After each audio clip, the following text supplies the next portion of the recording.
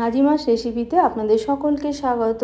আমরা রমজান মাসে বিভিন্ন রকমের পকোড়া চপ তৈরি করে থাকি। এই চপটা এতটাই মুচমুচে, একবার না বানালে বুঝতে পারবেন না। এটা বানানোর পরেও অনেকক্ষণ পর্যন্ত একদম মুচমুচেই থাকে, আর বানানোটাও ভীষণই সহজ। বাড়িতে থাকা সামান্য কিছু উপকরণেই তৈরি হয়ে যায়। অবশ্যই এই রমজানে একবার ট্রাই করবেন, তাহলেই বুঝতে পারবেন। আমি নিয়েছি এখানে 3টে সিদ্ধ করা আলু। প্রথমে আলুগুলো একটু ম্যাশ করে নিচ্ছি, নিয়ে এর মধ্যে 2টো সিদ্ধ করা ডিম এইভাবে গ্রেট করে দিয়েছি। তখন আমি ক্যামেরাটা অন করতে ভুলে গেছিলাম। দিয়ে দিচ্ছি পেঁয়াজ কুচি 1 কাপ, দিয়ে দিলাম গাজর কুচি 1 কাপ, দিয়ে দিলাম টমেটো কুচি, দিয়ে দিলাম মটরশুঁটি আর ক্যাপসিকাম, দিয়ে দিলাম কর্ন, বাড়িতে কর্ন ছিল কর্নটা দিলাম, দিয়ে দিলাম কাঁচা লঙ্কা কুচি, আর দিয়ে দেব গ্রেট করা আদা। আপনাদের বাড়িতে যা সবজি থাকবে সেগুলোই দিয়ে দেবেন, তাতেও হবে। দিয়ে দিলাম একটু ক্র্যাশ করা ধনে, আর দিয়ে দিলাম চিলি ফ্লেক্স, গোলমরিচের গুঁড়ো, ভাজা জিরের গুঁড়ো, দিয়ে দিলাম লঙ্কার গুঁড়ো, আর দিয়ে সব শেষে দিয়ে দিচ্ছি চাট মশলা, দিয়ে দিচ্ছি স্বাদ মতো লবণ। চাট মশলাটা অবশ্যই দেওয়ার চেষ্টা করবেন। যদি চাট মশলা না থাকে বাড়িতে, তাহলে আপনারা তার পরিবর্তে পাতিলেবুর রসটাও দিতে পারেন। দিয়ে দিলাম 2 চামচ কর্নফ্লোর, আর দিয়ে দিলাম ধনেপাতা কুচি, দিয়ে খুব ভালো করে এটা মেখে নেব। দেখুন মেখে নেওয়া হয়ে গেছে। হাতে একটু সামান্য তেল লাগিয়ে আমি পকোড়াগুলো শেপটা দিয়ে নেব। আমি একটু গোল গোল সাইজেরই পকোড়াটা করছি, আপনারা চাইলে লম্বাটে বা চ্যাপ্টা যে কোনো রকমের করতে পারেন। এইভাবে সব পকোড়াগুলো শেপটা দিয়ে নেব। প্রথমে দেখুন সবগুলো পকোড়া এইভাবে আগে তৈরি করে নিয়েছি। এখন একটা ব্যাটার তৈরি করব। দিয়ে দিলাম 1 কাপ ময়দা, লবণ আর গোলমরিচের গুঁড়ো দিয়ে একটু মিশিয়ে নিয়ে নর্মাল টেম্পারেচারে থাকা জল দিয়ে একটা ঘন ব্যাটার তৈরি করব।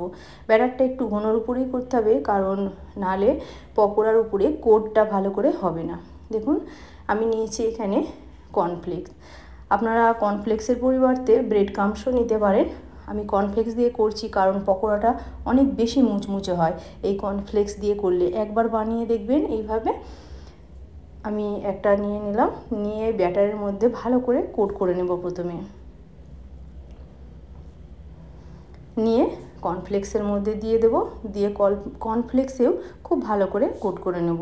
একটু চেপে চেপে ভালো করে কর্নফ্লেক্সগুলো লাগিয়ে দিলে পকোড়াটা ভাজার পর অনেকক্ষণ পর্যন্ত মুচমুচেই থাকে।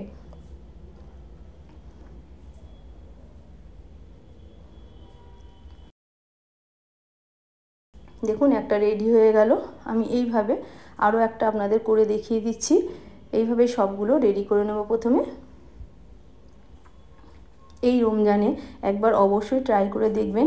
এই পকোড়াটা খেতে কিন্তু খুবই ভালো লাগে, একদম মুচমুচে হয় আর অনেকক্ষণ মুচমুচেও থাকে, ঠান্ডা হলেও কিন্তু নরম হয়ে যায় না। দেখুন এইগুলো করে নিয়েছি, আর বাকিগুলো আমি স্টোর করে রেখে দেবো ফ্রিজের মধ্যে একটা এয়ারটাইট কন্টেনারে। আপনারা ওইভাবে তৈরি করে 1 সপ্তাহ ফ্রিজেও রেখে দিতে পারেন। যখন দরকার হবে এই ব্যাটারটা তৈরি করে এইভাবে কোট করে নিয়ে ফ্রাই করলেই হয়ে যাবে। দেখুন আমি এগুলো প্রায় 3-4 মিনিট সময় নিয়ে মিডিয়াম ফ্লেমে লাল লাল করে ফ্রাই করে নেব। আমার এই রেসিপিটা সম্পূর্ণ দেখার পর যদি আপনাদের ভালো লাগে প্লিজ একটা লাইক করবেন। যদি সাবস্ক্রাইব না করা থাকে সাবস্ক্রাইব করবেন, পাশে থাকা বেল বাটনটা ক্লিক করে দেবেন, তাহলে আমি যখনই নতুন কোনো রেসিপি দেব সবার প্রথমে আপনার কাছে পৌঁছে যাবে। দেখুন একটা ভেজে নেওয়া হয়ে গেছে, আমি এইভাবে তুলে নিচ্ছি। খুব সহজেই তৈরি হয়ে যায় ভীষণ মজার এই আলুর পকোড়া। দেখে নিশ্চয়ই বুঝতে পারছেন,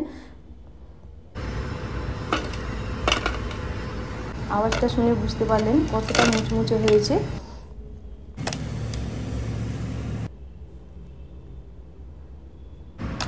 যেমন দেখতে হয় তেমন খেতেও ভীষণ মজার হয়। আমি আপনাদের একটা ভেঙে দেখাচ্ছি ভিতরটা কেমন হয়েছে। দেখুন একদম উপরটা মুচমুচে, ভিতরটা নরম আর মশলাদার, খেতে খুবই ভালো লাগে। একবার অবশ্যই এই রমজানে ট্রাই করে দেখবেন।